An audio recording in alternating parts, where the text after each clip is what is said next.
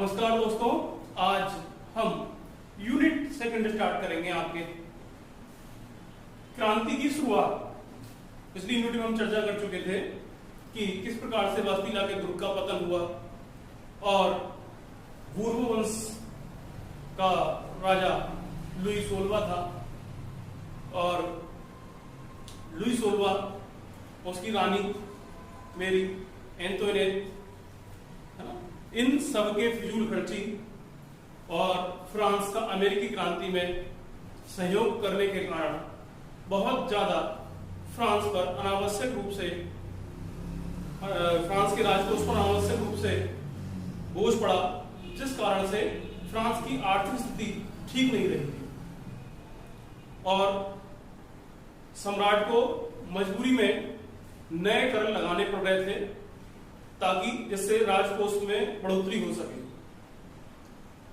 अब आगे उससे आगे हम चर्चा करेंगे आज की क्रांति की शुरुआत किस प्रकार से हुई।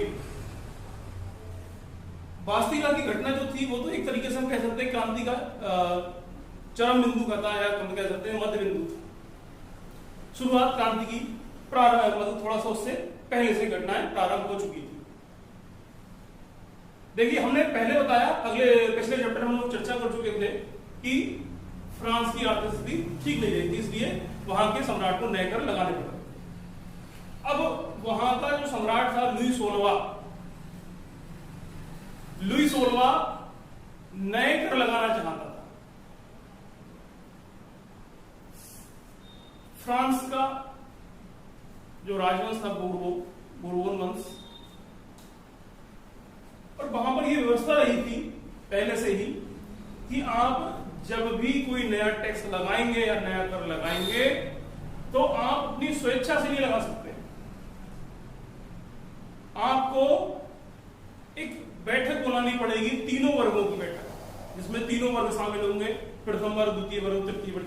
प्रथम स्टेट, द्वितीय स्टेट और तृतीय स्टेट बोलते थे, जिसमें हमने बताया था प्रथम वाले में पादरी वर्ग था, दूसरे वाले में कुलीन वर्ग था और तीसरे में किसान, वकील, प्रशासनिक सेवा करने वाले अधिकारी, मजदूर, कारीगर, व्यापारी, ये सब आते थे और एक बड़ा वर्ग था, ये हम कह सकते हैं इसको। इन तीनों की एक सम्मिलित रूप से बैठक बुलानी होती थी और उसमें ये प्रस्ताव रखना पड़ता था कि हम करों को बढ़ा रहे हैं, और जब ये प्रस्ताव पारित हो जाता था तीनों से, तब ही कर आप बढ़ा सकते थे। तो उन्हीं पे आगे हम देखते हैं, यहां पर चर्चा करते हुए। देखिए, हमने बताया कि तीनों को मिलाकर के एक बैठक बनाई जाती, जिसे हम बोलते थे स्टेट जनरल या स्टेट जनरल बोलेंगे, अगर इसको हम बोलेंगे तो इसे हम हिंदी भाषा में बोल सकते हैं प्रतिनिधि सभा। ठीक, अब ये जो प्रतिनिधि सभा होती थी, इसकी बैठक आयोजित होती थी।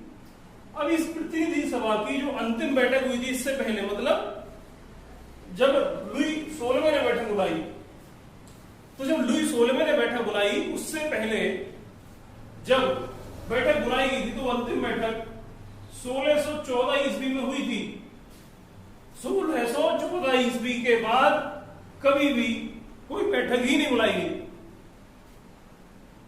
बहुत लंबे समय से कोई बैठक आयोजित नहीं हुई थी। तो लुई 16वां ने 5 मई 1789 ईस्वी को प्रतिनिधि सभा की बैठक बुलाई। किसकी बुलाई? प्रतिनिधि सभा की। ये प्रतिनिधि सभा में जो प्रथम वर्ग था या प्रथम स्टेट था, इससे 300 सदस्य सम्मिलित हुए, द्वितीय से 300 सदस्य सम्मिलित हुए और तृतीय वाले से 600 सदस्य सम्मिलित हुए। इस वर्ग में महिलाओं, बच्चों और किसानों को प्रतिनिधित्व नहीं दिया जाता। बैठक आयोजित हुई, सब लोग पहुंचे, वारसाई का महल सजा दिया गया बैठक के लिए, बड़े बड़े प्रतिनिधि पहुंचे, सब कुलीन वर्ग के सब पहुंचे। जब इतनी बड़ी बैठक हो रही थी तो वहां पर इंतजाम भी बड़े बढ़िया किया। शाही भोजन परोसे जा रहे थे, बढ़िया कुर्सियां लगी थी, बैठो बैठो, बैठक हुई तो बैठे। प्रथम और द्वितीय पंक्ति में ये लोग बैठे और उनके पीछे इस वर्ग को खड़ा किया गया, तृतीय वर्ग को खड़ा कर दिया।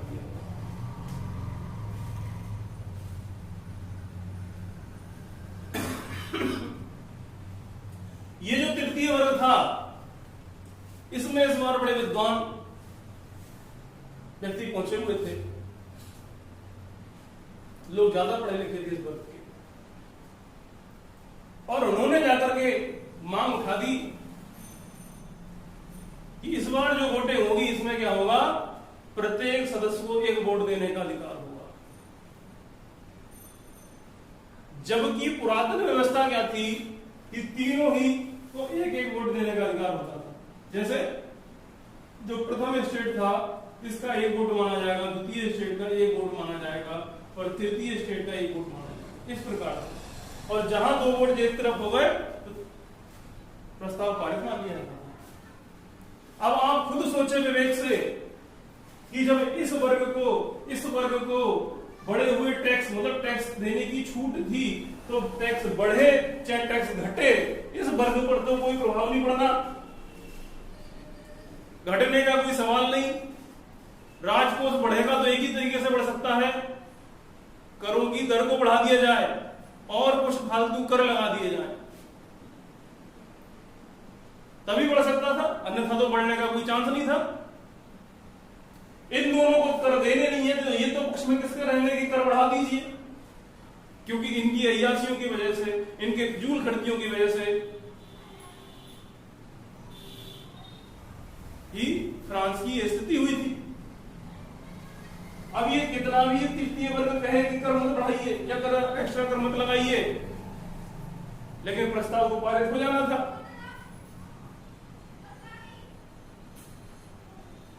इसलिए इस वर्ग ने कहा कि वोटिंग जो होगी, प्रत्येक वर्ग को वोटिंग का अधिकार, मतलब प्रत्येक वर्ग में जो प्रत्येक सदस्य है उसको वोटिंग का अधिकार दिया जाए। राजा ने इस प्रकार से वोटिंग कराने से मना कर दिया, उन्होंने साफ साफ मना कर दिया। उन्होंने कहा जो व्यवस्था चली आ रही पुरातन व्यवस्था है, हम उसी व्यवस्था को बनाए रखना चाहते हैं।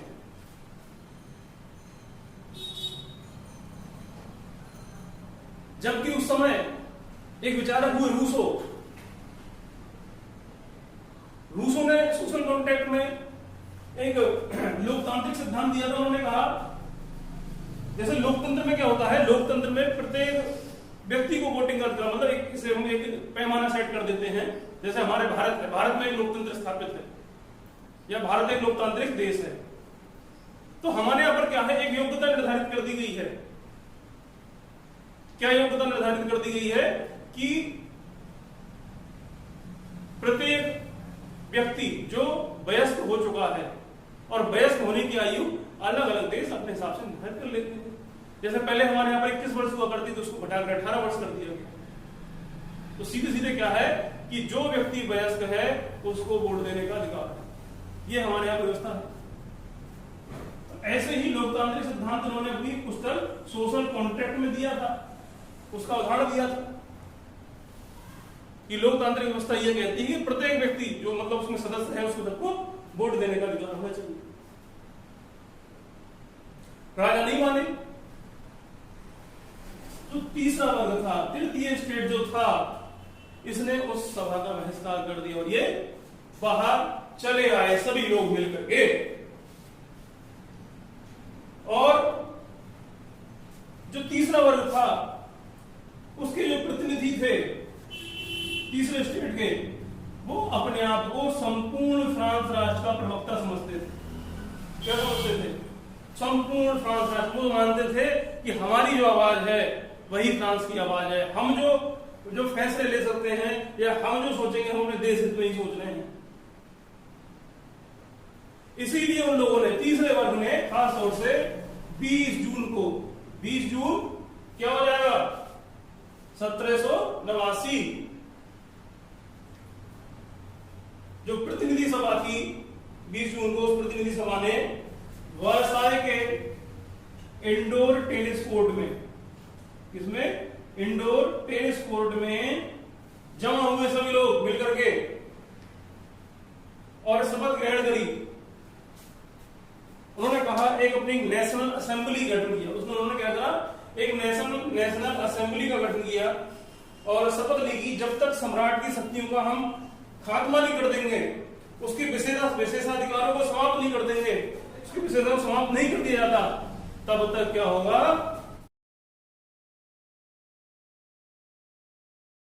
तब तक जो है हम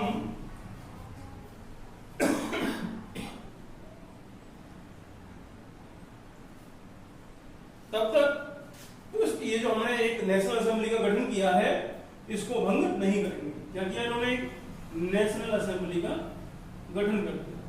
इन्होंने कहा कि ऐसा संविधान बनाओ, इस संविधान में राजा तो हो, ठीक, राजा का पद से कोई समस्या नहीं है, लेकिन उसके विशेषाधिकार ना हो, उसके पास ऐसी कुछ शक्तियां ना हो, तो उनको समाप्त किया जाए।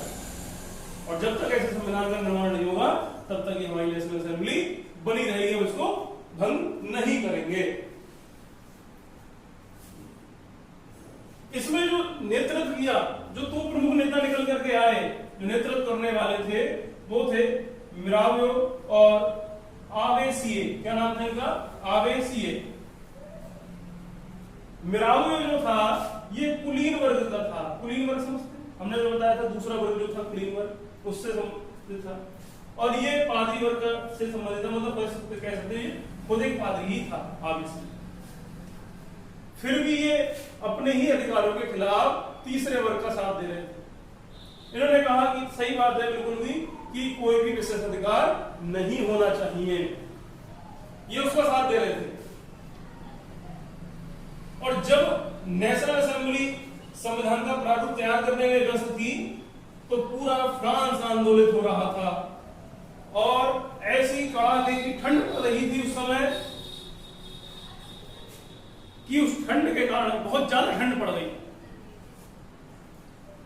और जब ज्यादा हमने आप लोगों ने देखा होगा, जब मौसम होता है, कभी ठंडों के मौसम में देखा होगा कि जब बहुत ज्यादा पाला वगैरह पड़ता है, ठंड बहुत ज्यादा हो जाती है, तो कोहरा जब ज्यादा हो जाता है तो देखा होगा वृक्ष, पेड़ पौधे को भी सूखने लगते हैं। और जैसे ही हमारा बसंत आता है उसके बाद देखो कैसे हरियाली छा जाती चारों तरफ। पतझड़ के बाद यह सावन देखो, सावन में सब तरफ हरा हरा, बड़ी अच्छी हरियाली होती, मनोरम दृश्य होते हैं देखने लायक।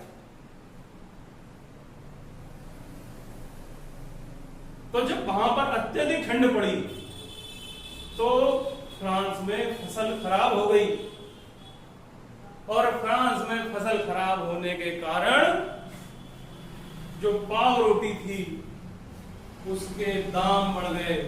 दाम क्या बढ़े, उसकी कीमतें ही आसमान छूने लगी। अर्थशास्त्र में पढ़ा होगा मांग और पूर्ति का सिद्धांत। जब किसी चीज की पूर्ति कम होती है तो मांग और ज्यादा बढ़ जाती है। और पाव रोटी जैसी चीज तो क्या थी, बेसिक चीज थी। जैसे मान लो वहां पर देखो विदेशों में क्या ही लोग इधर फ्रांस में कि हम लोग जैसे रोटियां नहीं बनाते गेहूं वगैरह की, वहां पर ये पाव रोटी वगैरह इन सब चीजों में खाया जाता है। बर्गर वगैरह खाने का वगैरह चलन है जो, ये इधर से ही आया, ये सब कल्चर यहीं का है। हमारे यहाँ तो रोटियां खाई जाती हैं, बेली जाती, चपातियां बोलते हैं इसको। तो पाव रोटी का दिए समझ लीजिए बेसिक चीज थी वहां की, जिसे खाए बिना कोई जिंदा रह ही नहीं सकता। इसलिए उसकी डिमांड तो बढ़नी थी। तो उसका फायदा वहां के कुछ व्यापारियों ने उठाया। उन लोगों ने उसका स्टॉक कर लिया, महंगे दामों पर बेचने लगे उसको। जो बेगनियां होती थी पाव की, उन पर लंबी लंबी कतारें लग जाती थी। महिलाएं, पुरुष, बच्चे सब बेचारे लंबी लंबी कतारों में लगते थे। जैसे देखा होगा नोटबंदी हुई, नोटबंदी के समय क्या होता था, सुबह 4 बजे से लाइनें लगी जाती थी, रात के 12-12 बजे तक लाइनें लगी रहती थी। आदमी सारे काम छोड़ करके लाइन में लगा था। तो ऐसे ही यहां पर सभी लोग मतलब बेकरी में जाकर लाइन में जाते थे कि पाव रोटी मिल जाए, और जब उनको एक दिन नहीं मिली, मतलब एक दिन से मतलब जब उनको नहीं मिलती थी, तो कई बार क्या होता था, भीड़ आक्रोशित हो जाती थी और हमला कर देती थी।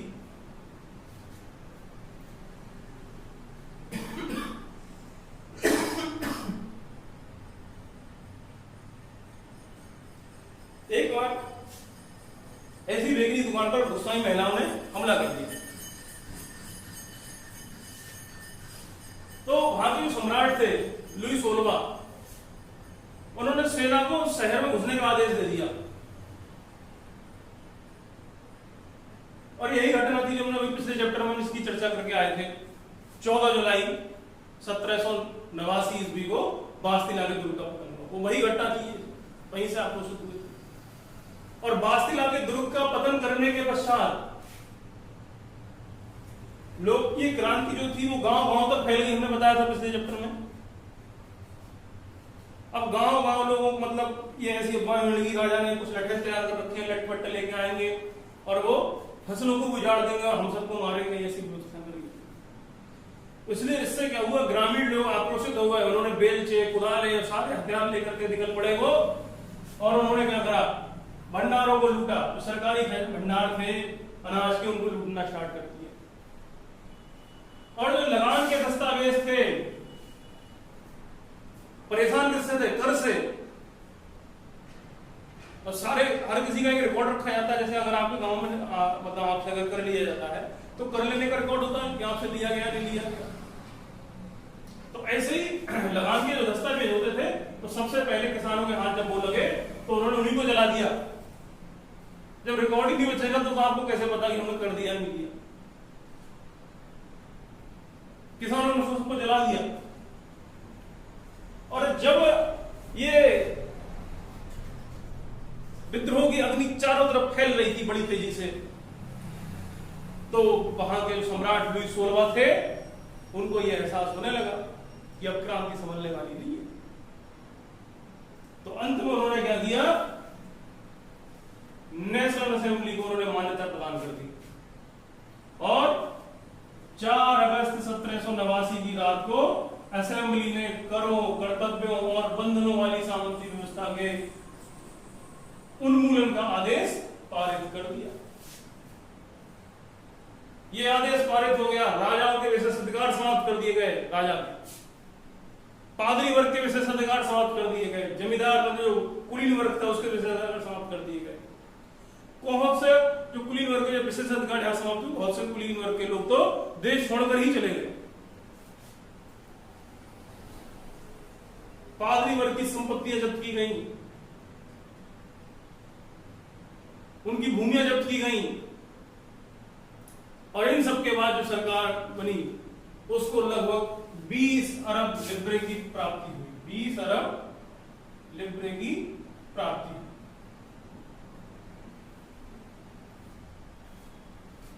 आइए अब हम आगे देखते हैं कि फ्रांस किस प्रकार से संवैधानिक राजतंत्र बना।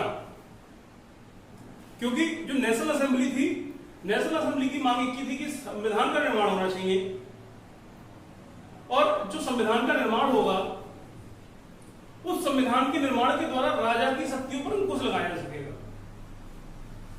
यही उसका उद्देश्य था नेशनल असेंबली का। 1791 ईस्वी में नेशनल असेंबली ने संविधान का प्रारूप पूरा कर लिया, बना करके एक तरीके से कह सकते हैं पूरा तैयार कर लिया। और इसका हमने अभी बताया था कि इसका मुख्य उद्देश्य क्या था कि सम्राट या राजा की शक्तियों को सीमित किया जा सके। सम्राट स्वेच्छाचारी ना रहे, निरंकुश ना रहे।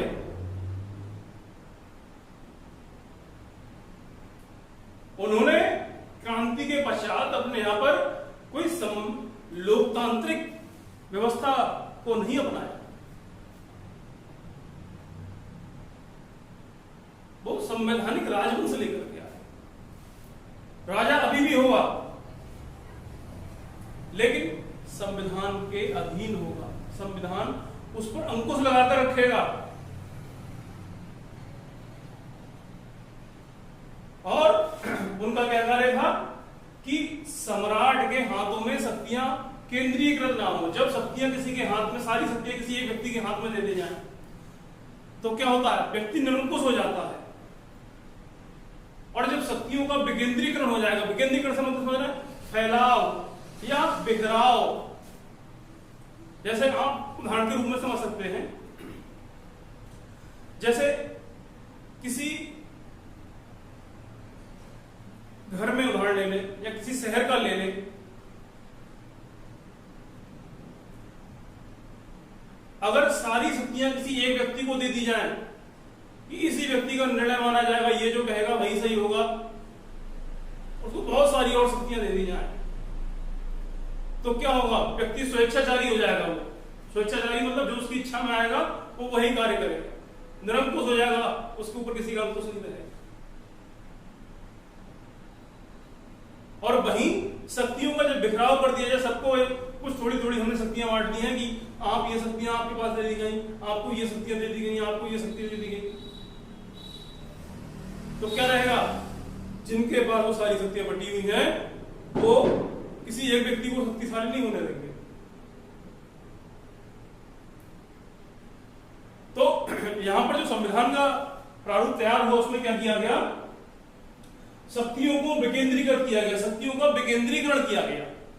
यहां पर देखेंगे कि शक्तियों का विकेंद्रीकरण किया गया और विकेंद्रीकरण के द्वारा 3 संस्थाएं और स्थापित की गई, जिनको बोलते थे कार्यपालिका, विधायिका और न्यायपालिका। यह हर लोकतंत्र में है, लोकतंत्र के आधार स्तंभों में इन्हीं को माना जाता है कि जहां लोकतंत्र होगा वहां ये संस्थान अवश्य होंगे। कार्यपालिका, कार्यपालिका का मतलब होता है जो कानून बनाया गया है उसका क्रियान्वयन किस प्रकार से होगा, वो कौन करता है, उसे उसका क्रियान्वयन कराने का जो कार्य है उसका होता है कार्यपालिका। और विधायिका का कार्य होता है कानून निर्माण का, कानून बनाने का कार्य किसका होगा, विधायिका का। और न्यायपालिका का कार्य होगा न्याय लोगों को प्रदान करना।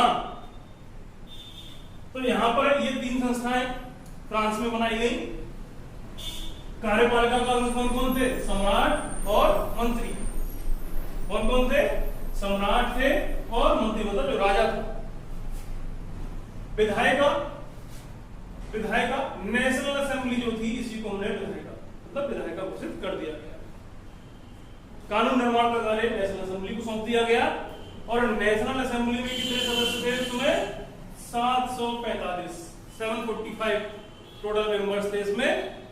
और ये न्यायाधीश हो गया, न्यायपालिका में न्यायाधीश था। अब देखिए, अब ये जो विधायिका थी, ये विधायिका, इसमें हमने बताया कि 745 सदस्य थे। इन 745 सदस्यों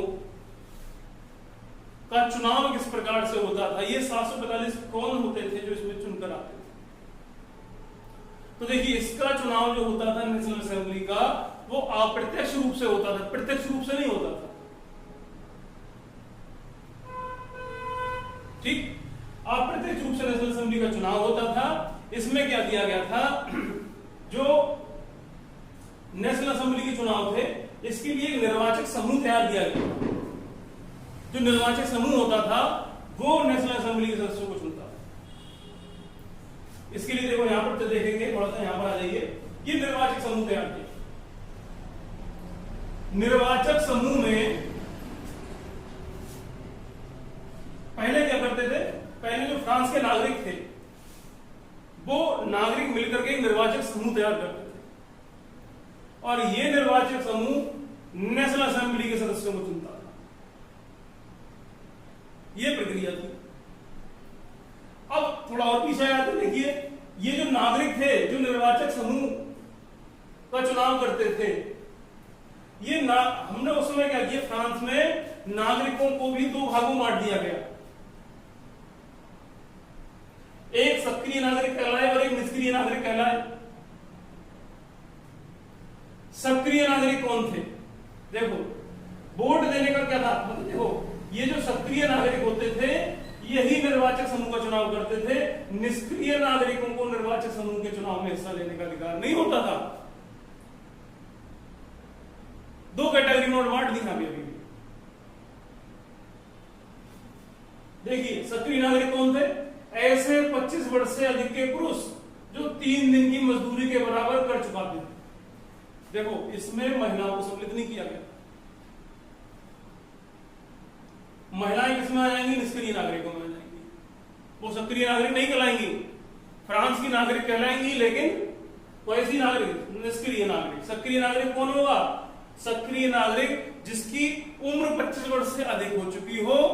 25 वर्ष से नीचे का जो होगा वो किसमें आ जाएगा? निष्क्रिय नागरिक में आ जाएगा। उम्र 25 वर्ष से ऊपर जा चुकी हो और कम से कम 3 दिन की मजदूरी के बराबर कर भी चुकाता हो। अगर 3 दिन की मजदूरी से कम कर चुकाता होगा तो वो भी निष्क्रिय नागरिक के अंतर्गत आ जाएगा। ये शर्तें थी। और जो उच्च श्रेणी के करदाता थे, इससे भी उच्च श्रेणी के जो करदाता थे वो निर्वाचक समूह के और नेशनल असेंबली के सदस्य थे। तो इस प्रकार से हमने विभाजन कर रखा था। तो यहां तक आपको समझ में आ गया होगा कार्यपालिका, विधायिका और न्यायपालिका। विधायिका कैसे बनती थी ये हमने बहुत अच्छे से समझा दिया। आगे देखेंगे तो फिर इसके बाद जो हमारा संविधान तैयार हुआ उस संविधान में पुरुष एवं नागरिक अधिकार घोषणा पत्र के साथ शुरू किया गया उसको, जिसमें जीवन का अधिकार, व्यक्ति की स्वतंत्रता और कानूनी बराबरी का अधिकार, ये सब नैसर्गिक अधिकार दिए गए। नैसर्गिक का मतलब है जो फ्रांस में नागरिक पैदा होगा उसको ये तीनों अधिकार मिलेंगे और ये अधिकार राज्य उसको देगा। राज्य उसके लिए राज्य सुनिश्चित करेगा कि प्रत्येक नागरिक को यह अधिकार मिले। तो यहीं पर आपका ये वाला चैप्टर समाप्त होता है। इससे आगे का चैप्टर अगली क्लास में हम डिस्कस करेंगे। बहुत बहुत धन्यवाद। नमस्कार।